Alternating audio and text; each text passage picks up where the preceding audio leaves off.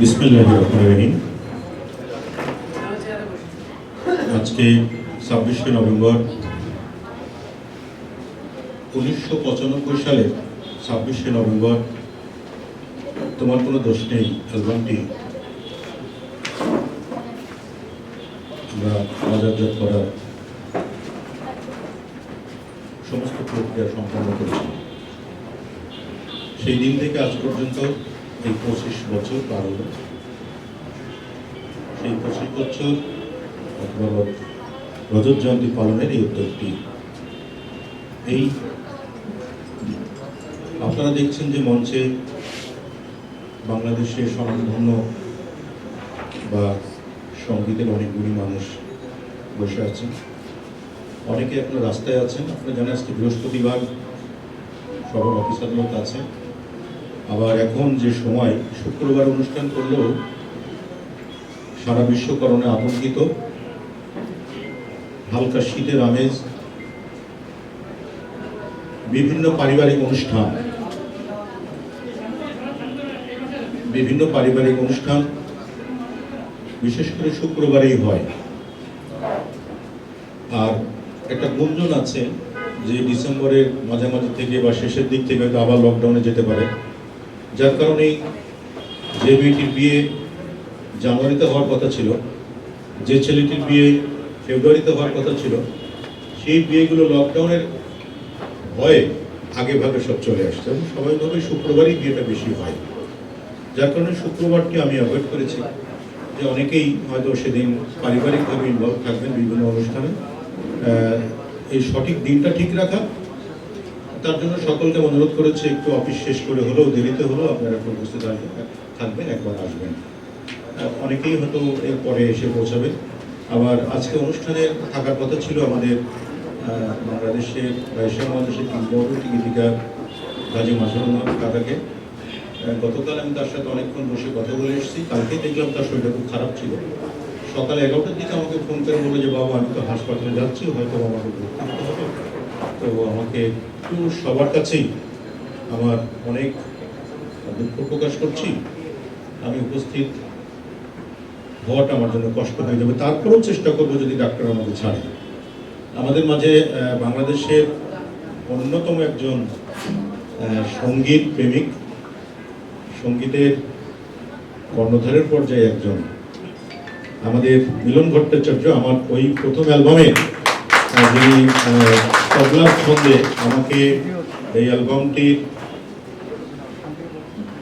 দারুণভাবে তিনি আমাকে উৎসাহ দিয়েছিলেন এবং ছোট ভাইয়ের মতো করে সবসময়। অনেক সময় দেখা গেছে আমরা রেকর্ডিংয়ে গান গাইতে দেখি কে কেমন হলো, কে কি বাজালো, কিন্তু উনি আগেই আমাকে ডাকতেন যে মনে তুই একটু আয়, গানগুলো আগে দেখিয়ে নিই। সেই সহযোগিতা মিলন সবসময় আগে করেছে, আমি সেখানে আসছি। এই অনুষ্ঠান মূলত করার জন্য আমি সবসময় নেপথ্যে কাজ করার চেষ্টা করি, নীরবে কাজ করার চেষ্টা করি। আমার এখানে উপস্থিত রয়েছেন অনেকেই, আমি সবার কথাই আমি তুলে ধরবো। এই অনুষ্ঠানটি করবার জন্য প্রথম আমাকে ফোন করে আমার মনির খান সংসদ কেন্দ্রীয় কমিটির সভাপতি রাসেল খান। ও আমাকে ফোন করলো, তখন আমি গাজীপুর ছিলাম। এই লকডাউনের কারণে প্রায় 6 মাস আমার পরিবারকে নিয়ে গাজীপুরে থাকতাম। ও ফোন করে বললো যে স্যার আমি একটা আলোচনা করতে চাই, তোমার কোনো দোষ নেই যে 25 বছর পূর্ণ হচ্ছে, এই অনুষ্ঠানটি আমরা করতে চাই। তোমরা করতে চাও, আরো দুটি সংগঠন রয়েছে, মনির খান ফ্যান্স ক্লাব 24, মনির খান সংঘ, এদের সাথে আলাপ করো। তো বললো স্যার আপনি যেভাবে বলবেন আমি সেভাবেই করবো। তখন আমি বললাম তুমি একদিন আসো, সে কথা বলি। ও 4-5 জন সাথে নিয়ে এখানে আমার মালয়েশিয়া প্রবাসী মহোদয় সহ আরো বেশ 4-5 জন সহ আমার গাজীপুরে গেছে। আমার মনির খান ফ্যান্স ক্লাব 24 সভাপতি বাচ্চা সেখানে ছিল। কথা বলার পরে ওই দুটি সংগঠনের যারা দায়িত্বে আছেন, যেমন সোহাগ আছে, আমাদের নয়ন আছে, নজরুল আছে, আমাদের প্রবেশ খান আছে, অনেকেই সেখানে, তাদের সাথে আমার টেলিফোনে কথা বললাম। কথা বলার পরে প্রথমে তারা একটু অখুশি হলো যে এই অনুষ্ঠানটা আমরা করতে চাই, এই অনুষ্ঠানটা আমরা একটু করার জন্য আগ্রহ প্রকাশ করেছিলাম, স্যার অনুষ্ঠানটা আমাদেরকে দেন। আমি বললাম যে দেখো বাবা, এই মনির খান সংসদটা হলো আজকে 19 বছর বয়স।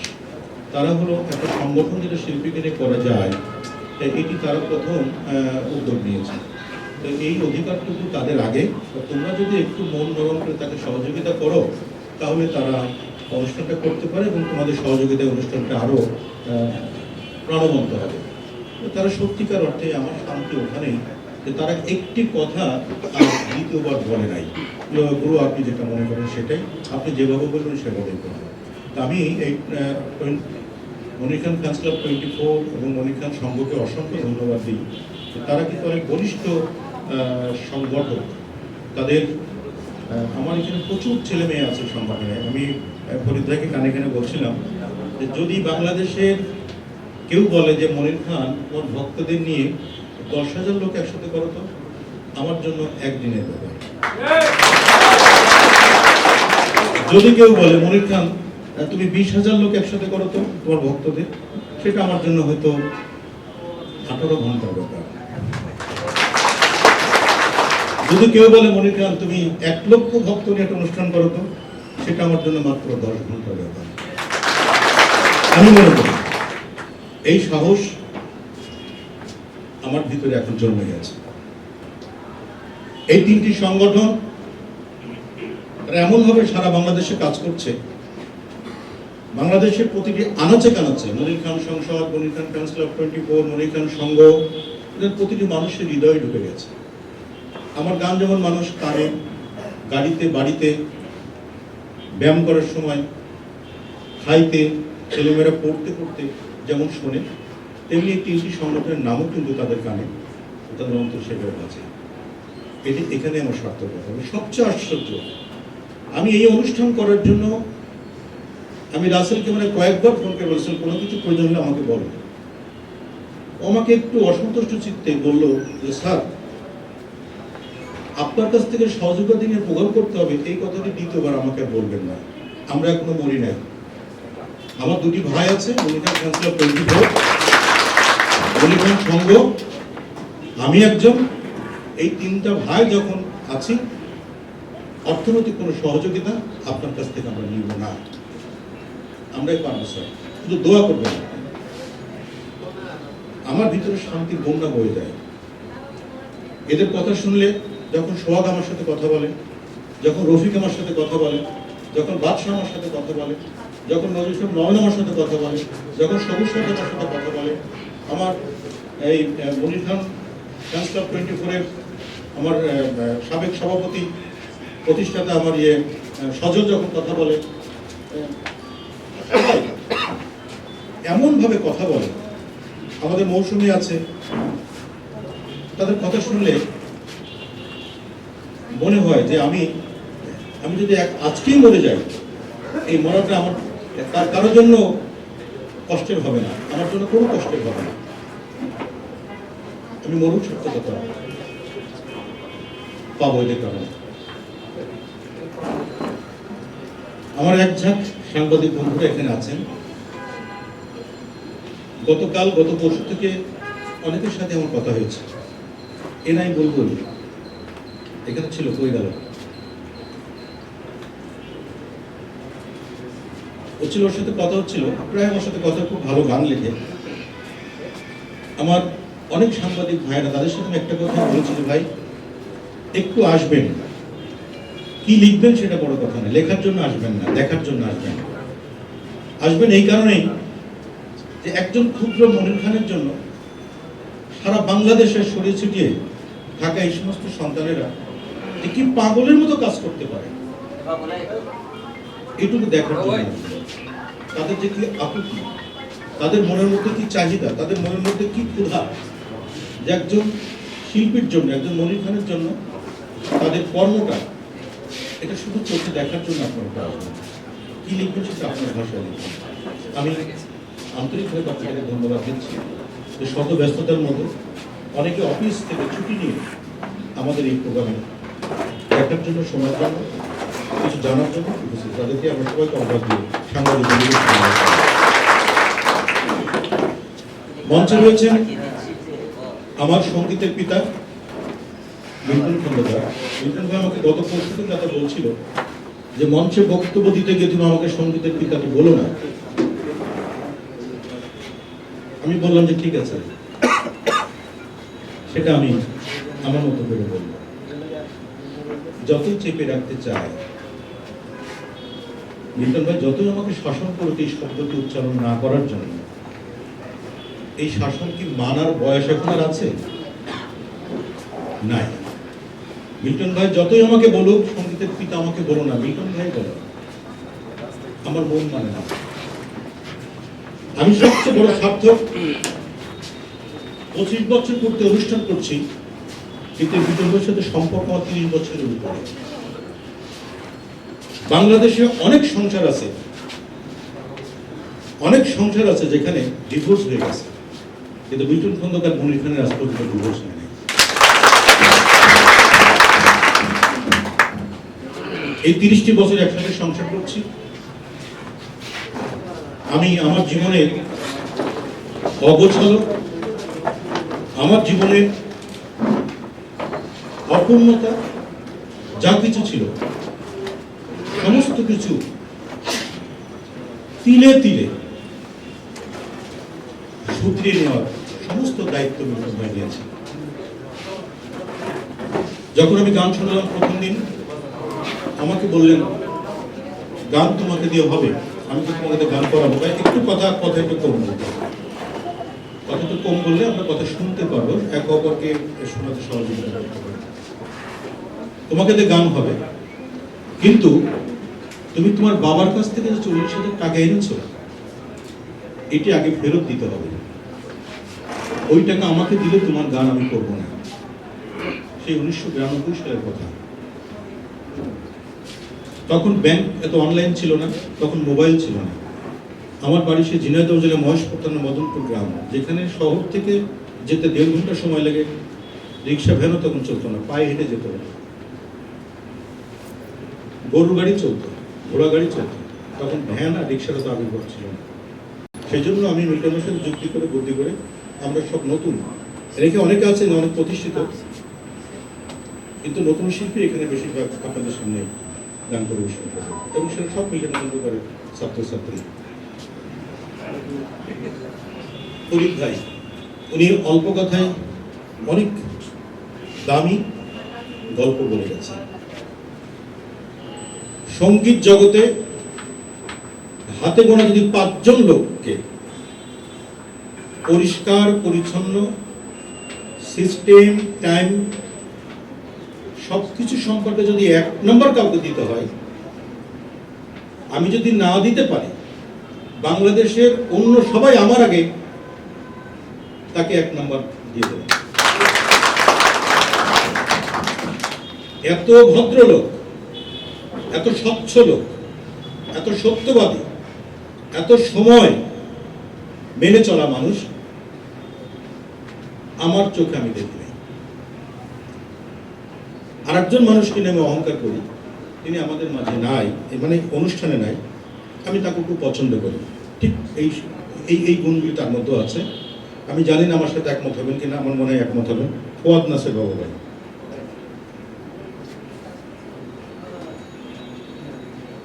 সেই ফরিদ ভাই, আমি যখন কলাবাগান তার বাসায় যেতাম, অনেক কষ্ট করে যেতে হতো, ভেঙে ভেঙে। আমি থাকতাম মালিবাগে, টেম্পুতে যেতাম বাংলা মোটর পর্যন্ত, ওখান থেকে হেঁটে কলাবাগানের ভিতর দিয়ে কত শর্ট রাস্তায় গেলে ভাইয়ের বাসায় পাওয়া যাবে। পয়সা থাকতো না পকেটে, বাবা কিছু টাকা দিতেন, আর একটা টিউশনই করতাম, ঘর ভাড়া দিয়ে একটু চাল কিনে তরি তরকারি কিনতে মাসে টাকা শেষ হয়ে যেত। বেশিরভাগ পায়ে হেঁটে বাসে চড়ে আমি সময় বা কাজগুলো করতাম। ফরিদবার ওখানে যেতাম, তো খুব ঘেমে যেতাম। তো ফরিদবার বাসার উপর উঠতে গিয়ে নিচে প্রায় 10 মিনিট দাঁড়িয়ে থেকে গায়ের ঘাম শুকিয়ে তারপরে যেতাম, যাতে বুঝতে না পারে যে আমার গায়ের ঘাম, যাতে কষ্ট না পায়। যাই হোক, এভাবে আমি গেছি। যতবারই গেছি, যে দুপুর হয়ে গেছে, ফরিদ ভাই না খাওয়াই কখনো আমাকে ছাড়ে নাই। আর ভাবি অসাধারণ একজন মানুষ। রান্না করি, দেখা যায় যে আমি যাবো জানে না, আছে না অনেকদিন নিজেদের মতো রান্না করেছে। ভাবি এসে বলতেন যে মনির ভাই, আমাদের আজকে তো অ্যারেঞ্জমেন্ট আছে, এগুলো খেতে পারবেন? আমি ভাবি কেমন, 2 ভাই একসাথে বসে খাইতাম। ফরিদ ভাই মেয়ে ছিলেন প্রমি, একদম ফুটফুটে পুতুলের মতো, মাত্র স্কুলে ভর্তি হয়েছে। মিল্টন ভাইয়ের কাছে পাখি চাইল, মিল্টন ভাই পাখি নিয়ে গেলেন, ছোট্ট। নিয়ে যাওয়ার পরে মিল্টন ভাইকে বলতে, চাচু জানো কি হয়েছে? আজকে স্কুলে গেছি, আমার একটা বাবু আমাকে না এইভাবে মারছে। মনে শুনবে, সেই ক্রমে আজ কত বড় হয়েছে। সেই তোমার কোনো দোষ নেই। আমরা যখন 93 সালে রেকর্ডিং করি, 93 থেকে কত বছর, প্রায় 27-28 বছর। অনেক স্মৃতি বলতে গেলে এরকম 2-3 রাত কেটে যাবে। একটা গানের মিউজিক আমি তখন না বুঝেই অনেক সময় বলতাম যে ভাই এটা কি এরকম একটু করা যায়? হৃদয় বলতেন যে হ্যাঁ, কেন করা যাবে না, আপনি বলুন আমাকে, আমি কিভাবে করি। আমি তো ভাই আমার মনে হচ্ছে যে এটা আমার একটু ভালো লাগবে, হ্যাঁ করে দিচ্ছি। কোনো সময় বলে নাই যে এতটুকু ছেলে আমার মুখের উপরে কথা বলে না। সব সময় আমি যা বলতে চেয়েছি, বলতে সাহস না পাইলেও সে বুঝতে পারলে ভেতর থেকে টান দিয়ে বের করে নিয়েছেন যে হ্যাঁ আপনি বলেন কি।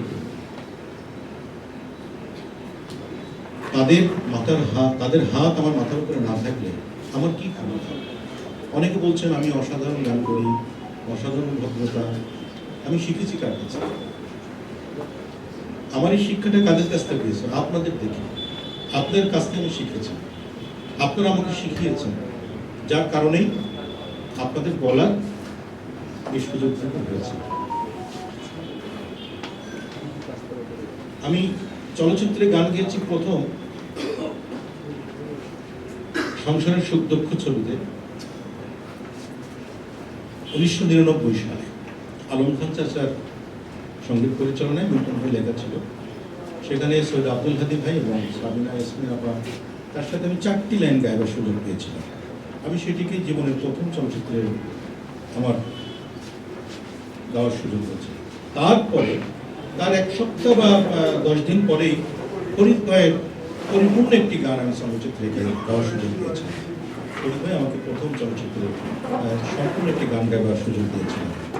তো সেই মানুষটি, আমি সবচেয়ে আশ্চর্য, আমি গতকালকে সবাইকে আবার কল দিয়ে জানিয়েছি যে আজকের অনুষ্ঠান মনে আছে তো চলে আসবেন, কিন্তু অবাক ফরিদ ভাই সবার আগে আমাকে ফোন দিয়েছে যে আমি কালকে অনুষ্ঠান না? আমি জি বলে না, এই জন্য আমি ফোন দিয়ে জানলাম যে আসলে কালকে তো। আমি জি, তার মধ্যে আমি 1 ঘন্টা পরে সবাইকে ফোন দিব, তার আগে আপনি ফোন দিয়েছেন। তা আমি এত মানে খুশি হয়েছি যে আসলে ভদ্রতার কতটা পর্যায়ে পৌঁছাইলে মানুষ এখনো পর্যন্ত, তার কিন্তু প্রতিষ্ঠিত হওয়ার আর কোনো কিছু নাই।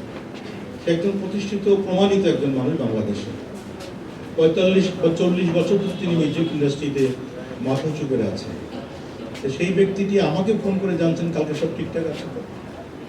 এই সমস্ত মানুষের কাছে কিভাবে ইচ্ছা থাকলেও তো অভদ্র হওয়া যায় না, এসব মানুষের কাছ থেকে অভদ্র হওয়া যায় না। তো সেই ফরিদ ভাই আমাদের মাঝে আসছেন, তারা ফরিদের জন্য জোরে একটি হাত তালি।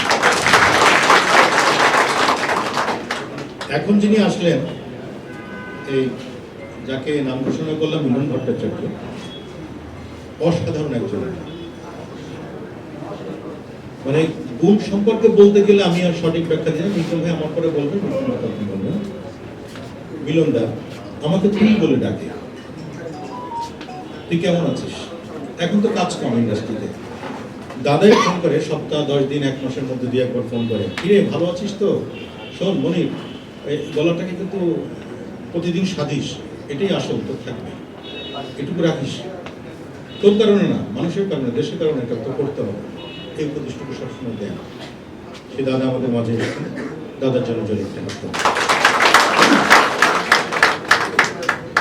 আমার মিতা মনির তালুকদার, ওই যে কোনায় নিচেরটা কালো হলে র্যাব হয়ে যেত, তো এই মনির তালুকদার আমি শুধু একবার ফোন করেছি, বলে হ্যাঁ মিতা আমার মনে আছে, 26 তারিখ কচিকাচার মেলায় আমি থাকবো, অসুস্থ শরীরে, ভাবি আসতে না করেছে, বলে যে না আমি তার সাথে দেখা করতে যেতে হবে, ছুটে চলে আসে, এটা আন্তরিকতা।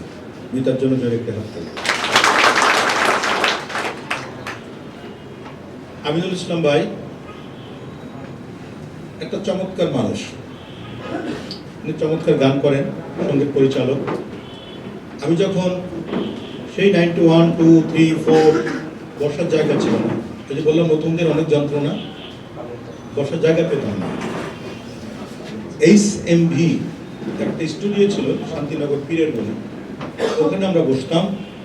আলী হাসান ভাই, বাংলাদেশের প্রখ্যাত গীতিকার প্রয়াত আব্দুল হাই আল হাদি, সঙ্গীত পরিচালক আজাদ মিন্টু, গীতিকার লিয়াকত আলী বিশ্বাস, সঙ্গীত শিল্পী এবং সঙ্গীত পরিচালক হাবিব আলম খান, এই শেখ সাদি খান চাচা, তারপরে আমির ইসলাম ভাই, রাঙা ভাই, আমরা তখন ওখানে বসতাম। এই সমস্ত লোকজন তখন আমাকে একটু বসতে জায়গা দিতেন। তো দেখবেন গান শোনার পরে তাদের কাছে খুব প্রিয় মানুষ হলো। তখন আমি না গেলে তারা একটু খোঁজ করতে, ছেলেটাকে আর কি গায়ে জ্বর আসলো, আজকে আসলো না কেন, মানে এই দরদটুকু তাদের মধ্যে জন্মালো। আমি ওখানে প্রতিদিন সন্ধ্যায় এলোবেলো যেতাম। সেই মানুষটি আজকে আমাদের সাথে রয়েছেন। সেই একসাথে চলা, একসাথে বসার সুযোগ পাওয়া অনেকেই হারিয়ে গেছেন। আব্দুল্লাহ আলাদি কাকা উনি মারা গেছেন, হাবিবুল খান মারা গেছেন, আলী হোসেন সাহেব উনি মারা গেছেন, আলী হাসান মারা গেছেন। আমরাও থাকবো না, একদিন চলে যাব। আমাদের শহীদুর রহমান ভাই, আমি মনে হয় এখনো ঢেকুর তুললে ভাবির হাতে রান্নার সেই গন্ধ পাওয়া যাবে। তোমার কোনো দোষ নেই, প্রতিটি গান তার বাসায় লেখা এবং সুর করা, তার হারমোনিয়াম দিয়ে। তো আমরা ঘরের বাইরে একটা জায়গা ছিল, সেখানে বসে যখন গান করতাম, গানটা শেষ হওয়ার ভাবি বলতো যে মিল্টন, মনিরকে নিয়ে ভিতরে আয়, গানটা আমাকে শুনিয়ে যায়। পলি ভাবি, সেই ভাবির আদর আপ্যায়ন এবং শহীদ ভাইয়ের ভালোবাসায় এই মনির খানের অনেক অনেক সহযোগিতা পেয়েছে। শহীদ ভাইয়ের জন্য, ভাবির জন্য।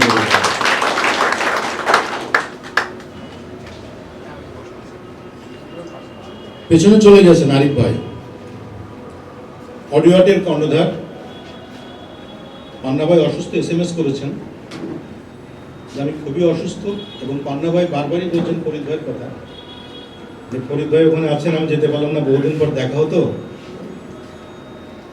মিল্টন ভাই আছে, আমি অনেক প্রিয় মানুষ সেখানে থাকবে, আমি যেতে পারলাম না। SMS করছে আমাকে এইমাত্র যে আমি সবার কাছে করজোড়ে ক্ষমা চাই, আমি খুব অসুস্থ, আমি বাসায় বসে আছি, তোমার ভাবি কোনোভাবেই ছাড়লাম না।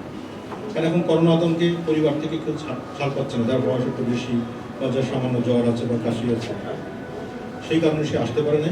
বিশেষ করে পান্নাভার কথা বলছে যে পান্নাভার কাছে একটু সরি বলো, আমার এখানে আমাকে ভুল না বলছে। সেই পান্না ভাই বাংলাদেশের কিংবদন্তি সাউন্ড ইঞ্জিনিয়ার। রতন ভাই রাস্তায় আছে, উনি আসবেন। আরিফ ভাই, অনেক সময় দেখা গেছে যে আমি একটা গান স্টুডিও টেনে নিব, স্কুল চড়িয়ে টেনে নিব, হয়তো সেই সময় স্টুডিও শিফট চলছে না, কোনো রেকর্ডিস্ট সেখানে নাই। তখন আরিফ ভাই গিয়ে বলতে, আপনি চিন্তা করেন আমি তো আছি। দৌড় থেকে আরিফ ভাই সব কিছু সহযোগিতা আমাকে করতেন, এবং একটা শিফট পাচ্ছি না ঈদের সময়, শিফটে কাটাকাটি থাকতো অডিওতে। এই আরিফ ভাই আমার কারণে অনেকের কাছে টেলিফোন করে হাতে পায়ে ধরে আমার জন্য শিফট নিয়ে দিতেন। সে আরিফ ভাই আজকে আমাদের মাঝে আছে, আমরা আরিফ ভাইয়ের জন্য। ইউনুস আলী মোল্লা আমার সঙ্গীত গুরু। আমি যখন প্রথম হারমোনিয়াম আমার বাবা কিনে দিলেন 1987 সালে,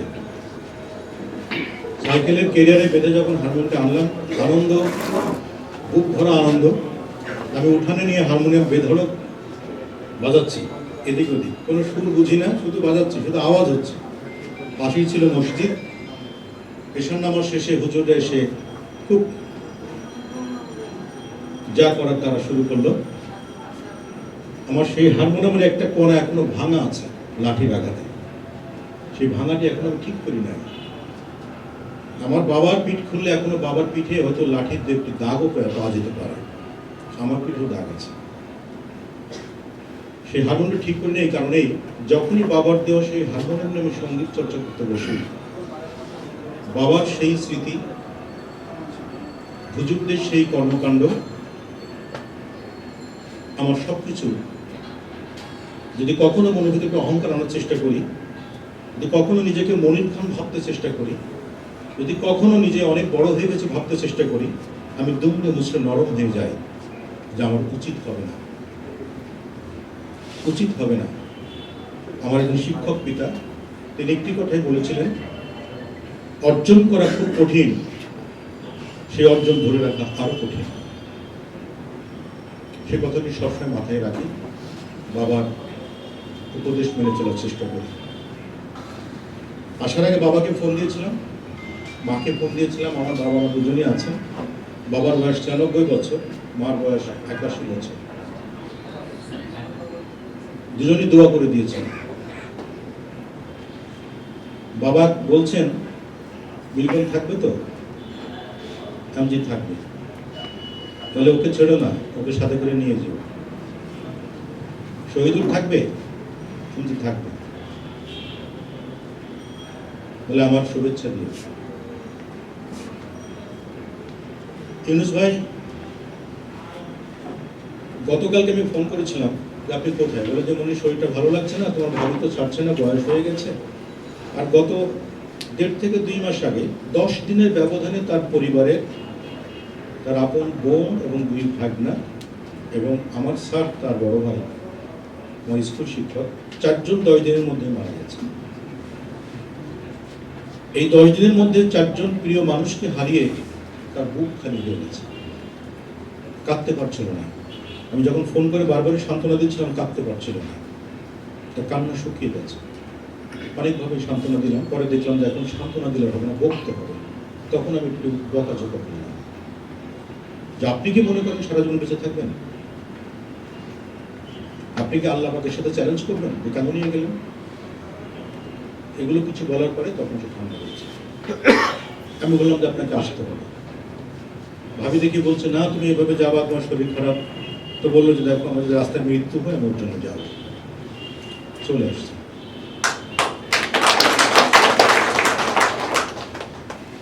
যেদিন আমাকে 7টা কেস দিল এলাকার মানুষ, আমার নামে 7টা কেস করা হলো। গান শিখি, আমি অসামাজিক কর্মকাণ্ড করি, বিভিন্ন রকমের কেস সাজিয়ে 7টা মামলা আমাকে দেওয়া হলো। এবং এলাকার মানুষের অত্যাচারে আমি সন্ধ্যার অন্ধকারে একটা হেরিকেন, একটা সাইকেল আর একটা বস্তার মধ্যে আমার বই খাতাগুলো নিয়ে বাঁশ বাগানের ভেতর দিয়ে আমি চুরি করে চলে আসি ইউনুস ভাইয়ের বাসায় রাত্রে।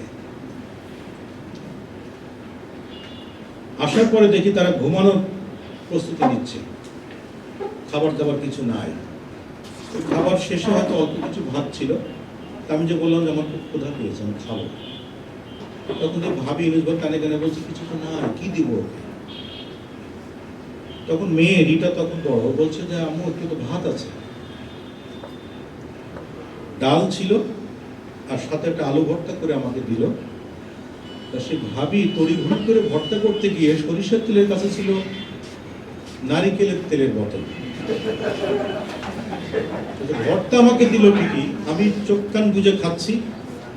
খাওয়ার পরে ওই রিটা দেখে বলছে আম্মু তুমি কোন তেল দিয়েছো? বলছে কেন? বলছে যে সরিষার তেল তো সেখানেই আছে, নারিকেল তেল নিচেই।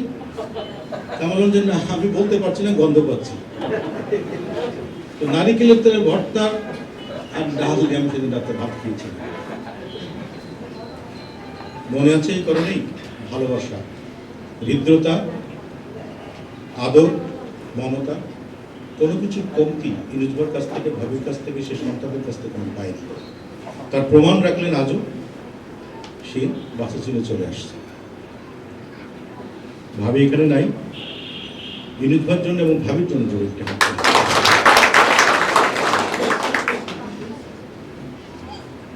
আমরা একে একে সবার কথাই বললাম। আমার 3টি সংগঠন, তাদের প্রতি অনেক অনেক শুভকামনা। ওরা আমার একবারে কলিজার টুকরা। আমার আর হারানোর কিছু নাই।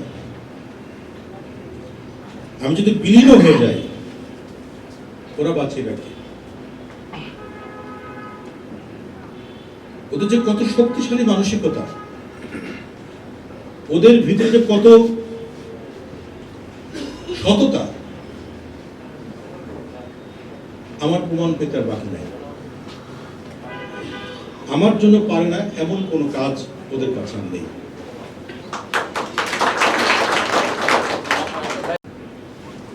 এই কথা শুনে মেয়েটি প্রায় আত্মহত্যা করার মতো সিদ্ধান্ত নিয়েছে যে আমার বেতন তো দিয়েছে, এত ভালো রেজাল্ট করলাম, আমার কপালে লেখাপড়া জুটবে না, বাবার অর্থ নেই, এই জন্য কেমনে কেমনে ওরা সংবাদ পেয়েছে। 3 সংগঠনের লোকজন মিলে ও বুদ্ধি করে সব সেখানে গেছে, আমাকে জানাই নাই। সেই মেয়েটির বাসায় গিয়ে বাবার কাছে বলেছে, মেয়েটিকে আপনারা কেন বলে কষ্ট দিচ্ছেন, এই মেয়েটিকে আমরা দেখব। পরে সেই মেয়েটি রেজাল্ট শিট নিয়ে ধর্নাঢ্য ব্যক্তির কাছে ওরা গিয়ে তাকে বলেছেন, যদি আপনার সন্তান বেশি থাকতো আপনি পড়াতেন না? হ্যাঁ পড়াতাম। তাহলে এই গরিব ঘরের সন্তানে জন্মগ্রহণ করে এত মেধাবী, তার কি পাপ, কি অভিশপ্ত জীবন তার, এই মেয়েটির দায়িত্ব তুমি নিতে পারবেন? ওদের কথা শুনে, ওদের চেহারার দিকে তাকিয়ে সব করা সন্তানের চোখ ছলছল মেয়েটির দাবিতে, তখন সেই ব্যক্তি বলেছেন যে হ্যাঁ, মেয়েটি সেই জীবন পর্যন্ত সব দায়িত্ব আমি নিব পড়াশোনা। তারপরে সেই মেয়েটি কিন্তু জগন্নাথে ভর্তি করেছে তারা নিজ দায়িত্বে। এরকম একটি নমুনা নয়, অসংখ্য নমুনা সারা বাংলাদেশে কাজ করেছে। প্রতি বছর ওরা হাজার হাজার বৃক্ষরোপণ করেন। এসপি ডিসি সাহেবের কাছে গিয়ে বলেন, এই রাস্তা আমরা নিয়ে নিলাম, এই রাস্তা আমরা বৃক্ষরোপণ করবো। ওরা রাস্তা বাছাই করে স্কুল প্রাঙ্গণে, মাদ্রাসা প্রাঙ্গণে, কলেজ প্রাঙ্গণে, সরকারি রাস্তায় বিভিন্ন জায়গায় বৃক্ষরোপণ করেন। এই করোনাকালে মাস্ক বিতরণ, হ্যান্ড স্যানিটাইজার, ঔষধ এবং খাদ্য সামগ্রী রাতের অন্ধকারে কেউ না দেখে, কোনো ক্যামেরার সামনে না দাঁড়িয়ে, তারা ছবি না তুলে, নিজেদের প্রমাণ করতে না যে গোপনে সব মানুষকে সহযোগিতা করেছে। আমি ওদেরকে বলেছিলাম, তোমরা দিচ্ছ, ফটো সেশন করো না। মনির খানকে এত প্রচারের দরকার নেই, কাজ করো, আল্লাহ পাক দেখবে। যে নিচ্ছে তার অন্তরে শান্তি হোক, যেন আমার একটা ছেলে।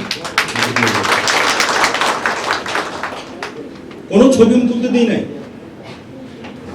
আবেগপ্রবণ হয়ে একজন এরকম সাহায্য দিয়েছেন, দিয়ে আমার হোয়াটসঅ্যাপ পাঠিয়েছেন, স্যার আমি কিছু কাজ করেছি, পাঠিয়েছি। ওকে আমি ডাকলাম, তুমি কালকে ঢাকা আসো। বলে যে বাবারে তুমি এটা করেছো, অনেক ধন্যবাদ, তুমি ছবি তুললে কেন? বলে স্যার আমি দিলাম, জানাতে হবে না? আমি না, জানাইও না, এটা মানুষ খারাপ চোখে নেয়, ভালো চোখে নেয় না। বোঝানোর পরেও বুঝছে স্যার আপনি ঠিকই বলছেন। পরে গিয়ে ওর বাবার কাছ থেকে, মার কাছ থেকে আরো চাল, আরো ডাল, আরো সাবান, আরো সোডা নিয়ে মানুষকে দিয়েছে। তখন আর ছবি তোলে নেয়, কিন্তু আমার স্যার না করছে। এই আদর্শ কিন্তু ওদের মধ্যে আছে। ভুল ধরে দিতে পারলে, সঠিক পথ দেখাতে পারলে ওরা বুলেটের মতো কাজ করে। আপনারা সবাই যারা আছেন জ্ঞানী গুণী মানুষ, আপনাদের উপদেশ আদেশ ওদের জন্য অনেক কাজে লাগবে। আপনারা সবাই দোয়া করবেন। আজকের এই অনুষ্ঠান মনির খান সংসদ, মনির খান ফ্যান্স ক্লাব 24, মনির খান সংঘ, ওরা যে পরিশ্রম করে এই করোনা কালে এই আয়োজনটি সফল করার জন্য আপনাদের সহযোগিতা চাই। যে আয়োজনটি করার উদ্যোগ নিয়েছে, আমি আমার অন্তঃস্থল থেকে ওদেরকে আমি অনেক অনেক দোয়া করছি, অনেক দোয়া করছি। আজকে অনুষ্ঠানটি করার পেছনে মিল্টন ভাই আমি চেষ্টা করেছিলাম যে কিভাবে অনুষ্ঠানটা করা যায়। আমরা তো জীবনে বহু মঞ্চে উঠেছি, ফরিদ ভাই জীবনে বহু বড় বড় মঞ্চে, ফরিদ ভাই জাতীয় পুরস্কার নিয়েছেন প্রধানমন্ত্রীর কাছ থেকে, মিল্টন ভাই জাতীয় পুরস্কার নিয়েছেন প্রধানমন্ত্রীর কাছ থেকে, আর বড় কোথায় যাবে? মিল্টন ভাই বলল যে আমাদের তো আর কোথাও বসার দরকার নাই। যে ছেলেটি অডিওতে মাইক্রোফোন দিয়ে তোমাকে সহযোগিতা করেছে, যে ছেলেটি রাতে অন্ধকারে এক কাপ চা খাওয়ার জন্য বৃষ্টি অপেক্ষা করে ফ্লাক্স হাতে নিয়ে শান্তিনগর মোড় থেকে তোমাকে চা এনে খাইয়েছে, যে ছেলেটি বলা মাত্রে হারমোনিয়াম কিনে তোমার সামনে দিয়েছে, তাকে খোঁজো। বিউটি কর্নারে যে ছেলেটি তোমাকে কার্টুন কাঁধে নিয়ে রোদ ঝড় বৃষ্টি উপেক্ষা করে দোকানে দোকানে কাছে বিক্রি করার দায়িত্ব পালন করেছে, যে ছেলেটি রাতে অন্ধকারে পোস্টার মেরেছে ওয়ালে ওয়ালে, তাকে খোঁজো। আমি তাকে সঙ্গীতের পিতা বলবো নাকি আরেকজনকে বলবো, যে সবসময় উপদেশ দেন, সবসময় এই সব চুক্তিগুলো দেন, সবচেয়ে ভালো কাজ করার কথা আমাকে বলেন, আমি তাকেই তো সঙ্গীতের পিতা বলবো। আমি সেই কথাটি মাথায় নেওয়ার পরে আমি সবাইকে খোঁজার চেষ্টা করেছি। কিছুক্ষণ পরে তাদেরকে আমরা মঞ্চে তুলে তাদের ক্রেজ তাদের হাতে পৌঁছে, সবাই এসছেন, আমি দেখেছি সবাই বসে আছেন। অনেকে পাইনি, এর মধ্যে অনেকে মারা গেছে, তাদের আত্মার মাত্রা কামনা করছে। অনেকে করোনাকালে অর্থভাবে গ্রামে চলে গেছে। অনেকে বিদেশে চলে গেছে, তারপরেও চেষ্টা করেছি পরিবার থেকে কাউকে না কাউকে এনে সম্মানটা দেওয়ার জন্য। এই কাজটিও আমাদের মনির খান সংসদের রাসেল সহ মনির খান ফ্যান্স ক্লাব 24, মনির খান সংঘ, তারা এই কাজটিকে একদম প্রাণ দিয়ে অনুধাবন করে আন্তরিকভাবে করার চেষ্টা করেছে। অনেক সাংবাদিক বন্ধুরা আমাকে ফোন করেছেন, আপনার প্ল্যানটা কি? যখন এই কথাটি আমি বলেছি যে আমার প্ল্যান এই, আমি সেই নেপথ্যের নায়কদের সন্ধানে যাচ্ছি, আমি শেকড়ের গল্প তুলে ধরার কাজটা চেষ্টা করছি। এবং যারা, যখন আমি ছিলাম মোহাম্মদ মনির হোসেন খান, আমি মনির খান হব তারা জানতেন না, তারপর তাদের আন্তরিকতার কোনো অভাব ছিল না, আমি সেই লোকজনকে একটু সম্মান দিতে চাই। তারা একটা কথাই বলেছেন, নজির কখনো কারো মুখ থেকে শুনি নাই, আপনি প্রথম আমাদেরকে বললেন একটা কাজ করা যায়। আমাদের এই গল্পটি, এই চিন্তাটি মিলনের মাথা থেকে এসেছে। তখন তারা বলছেন আপনাদের পক্ষে সম্ভব, সেই কাজটা আজকে আমরা করার উদ্যোগ নিয়েছি, আপনাদের সার্বিক সহযোগিতা সেটা সফলের পথে। আমার সাংবাদিক বন্ধুরা বিভিন্নভাবে বিভিন্ন পত্র পত্রিকায় সেই সংবাদটি ছাপানোর পরে আমার এই বোন অধরা জাহান, যিনি আজকে সঞ্চালনার দায়িত্বে রয়েছেন, উনি ফোন করলেন রাত 11টার দিকে, মনির ভাই অধরা বলছে। বলছে জি বলুন। বলে মনির ভাই এই কথা বলে চুপ হয়ে গেছে, 30 থেকে 40 সেকেন্ড কোনো কথা বলছে। বলছে আপা বলুন।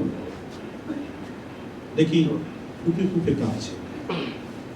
একটি পত্রিকা খবর পড়ে আমি নিজেকে সামলাতে পারলাম না, আপনাকে ফোন দিল। কি চমৎকার অনুভূতি, কি চমৎকার একটি বিষয় নিয়ে আপনি অনুষ্ঠান করতে যাচ্ছেন, আমি কি একটা জিনিস চাইবো আপনার কাছে? বলছে বলেন। বলে অনুষ্ঠানটা সঞ্চালনের দায়িত্ব কি আমাকে দিবেন?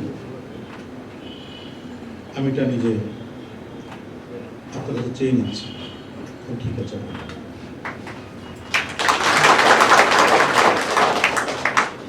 উনি আমাদের প্রয়াত এশিয়া মহাদেশের প্রখ্যাত শিল্পী মান্নাজি, হৈমন্তী শুক্লা, হেমন্ত মুখার্জি, এই সমস্ত নামি দামি যে সকল শিল্পীরা বাংলাদেশে প্রোগ্রাম করতে এসেছেন, তার অধিকাংশ প্রোগ্রামের সঞ্চালনার দায়িত্ব নেওয়া থাকে। সেই মানুষটি এই সংবাদ প্রচারিত হওয়ার পরে সংবাদটি পড়ে নিজ দায়িত্বে গত পরশুদিন রাতে মিল্টনের বাসায় সে নিজে আসছে, খাতা কলম নিয়ে সব বই লিখেছে তারা কি করছে। কাল রাত 3টা পর্যন্ত আমার সাথে কথা বলেছেন কিভাবে কি করা যায়। এটি হলো প্রাপ্তি, এটি প্রাপ্তি। আমি সকলের সুস্বাস্থ্য এবং দীর্ঘায়ু কামনা করছি। আল্লাহ পাক এই করোনা কালে সবাইকে মাফ করুন, সুস্থ রাখুন। আমাদের পথ চলার সাথী যারা ছিলেন অনেকেই এখান থেকে হারিয়ে গেছেন, চির বিদায় নিয়েছেন, তাদের আত্মার শান্তি কামনা করছি। আমার 3টি সংগঠন, প্রাণপ্রিয় 3টি সংগঠন, মনির খান সংসদ, মনির খান সংঘ, মনির খান ফ্যান্স ক্লাব 24, তাদের সাধারণ সম্পাদক, সভাপতি এবং সংগঠনের সকল সদস্যের প্রতি প্রাণ ঢালা শুভেচ্ছা, অভিনন্দন। আমি একটু দাবি করব যে আমাদের যে সমস্ত জ্ঞানী গুণী এবং মুরব্বীরা সামনে উপস্থিত রয়েছেন, এখানে কিছু আছেন আমার ভাই বোন, তারা ছোট্ট ছোট্ট অনুভূতি প্রকাশ করতে চায়। যেমন আমার ছোট ভাই পলাশ, যখন আমি মেসে থাকতাম ও আমার সাথে থাকতো। এই গান যখন বাস্তব তোমার কোনো দোষ নেই, ওর চিৎকারটা গেল তোমার কোনো দোষ নেই। ও বলতো যে ভাই এই গান যদি হিট না হয় আমি কান কেটে ফেলবো। ও থাকে কিন্তু যশোর, আমি তুই আয়, ও চলে আসছে, বলছে ভাই আমার যে কত শান্তি লাগতেছে, যে বাসায় থাকতাম পয়সা কম দিয়ে থাকতাম, নিচেতে পানি উঠতো, আমরা বাটি দিয়ে পানি চেয়েছি। সেই স্মৃতি পলাশ বলতেছে যে ভাই আমি না এসে থাকতে পারি, চলে আসে এক বিছানায় ঘুমাতে। আমার ছোট ভাই টলো, বাবুল আক্তার টলো, 14 বছর এক বিছানায় ঘুমিয়েছে। অনেক স্মৃতি ওর কাছে এই অ্যালবামটা করার সময়। আমি যত না ছুটেছি মিল্টন ভাই ততবার শিখেছে গানের কাগজ আনতে, গানের সব সময়। তখন মিল্টন ভাই বলতো দুষ্টুমি করে, অটোরে পাঠাই দে, ওর নাম টলো, অটোরে পাঠায়, সে টলো আমাদের সাথে আছে। এরকম অনেক স্মৃতি আমার আছে, বলতে গেলে বহু সময় চলে যাবে। আমার অনেক সহযোগী সহপাঠী বন্ধু ভাই রয়েছে, আমার ওই যে বাবু ভাই রয়েছেন, আমি দেখছি সামনে বাবু ভাই, এর সাথে কত গান করেছি আমরা। সেই ইসলামপুর গেছি, হ্যাঁ, শীতের রাতে, লেপ কম মানুষ বেশি, গান গাওয়ার পরে 9 জন শুনতে দেখি একটা লেপ। তখন করলাম কি, একজনের পায়ের দিকে মাথার দিকে এইভাবে এদিক ওদিক করে কোনো রকমের শুয়ে থাকলাম। রাত্রে সকালে উঠে দেখি সে লেপ আর লেপ নাই, পুরো কাদা হয়ে গেছে, জুতা মতো সব সহ শুচ্ছে। সেই স্মৃতি সেই বাবু ভাই এখানে আছে, আমার সুমন বাপি ভাই রয়েছেন এখানে, সেলিম রেজা রয়েছেন, বাবু রেজা, কাউসার ভাই আছেন, অনেক আমাদের সুজন রয়েছে, আমাদের মশিউর ভাই আছেন। মশিউর ভাই খুব একটা অসম্ভব ভালো মানুষ, উনি উস্তাদ ব্যক্তি, উনি আমাদের মাঝে রয়েছেন। আমার বিটি কনের লোকজন আছেন, অডিওতে আরও লোকজন রয়েছে। তো জামাল ভাই আছে, ইউসুফ ভাই আছে, রশিদ ভাই রয়েছে।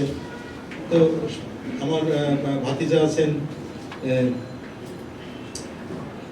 বাবা জোরে এটা বলো, রাশেদ রয়েছে, খুব আপন হলে আবেগে ভুলে যায় না। রাশেদ রয়েছে, আমার ভাগ্নে টিটু রয়েছে, আফজাল আছে, অনেকেই রয়েছে যাদের আমি খুব খুব আদর করি। তো অনেক কথা বলে ফেললাম, বলতে বলতে অনেক কথা হয়ে গেল। আমার এই যে দাদা রয়েছেন আমার শান্তিনগর, আমরা সব আজকেও গিয়েছিলাম, আমি বসে আসলাম। উনি খুব নাটক করেন, মডেল করেন, অনেক গুণ তার ভিতরে আছে। আমার উস্তাদ আছে মোহাম্মদ আলী, আছে না? আসে নাই।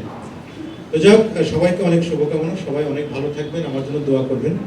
আমি হয়তো অনেক সময় নিয়ে বিরক্তির কারণ হয়েছে আপনাদের কাছে, আমার জন্য আমি বললাম এই কারণেই সবসময় সুস্থ পরিবেশ পাওয়া যায় না। আমি শুনবো, কিছু কথা শুনতে চাই রাসেলের কাছ থেকে, যে এই পরিকল্পনাটা কীভাবে করলো, মাথায় কীভাবে আসলো, আমি একটু শুনবো সোহাগের কাছ থেকে, আমি একটু বাচ্চার কাছ থেকে, 3 সংগঠনের 3 জন সভাপতির কাছ থেকে আমি একটু অনুভূতি শুনতে চাই। তারা এই আয়োজন করতে গিয়ে কী বাধাগ্রস্ত হয়েছে, কী সহযোগিতা পেয়েছে, কীভাবে চিন্তা করলো। তাদের সংগঠনের নেতা যদি কথা না বলে, সংগঠনের বাচ্চারা বলবে যে গেলেন আপনাদের দামই দিল না। তো যাই হোক, আমাদের এখানে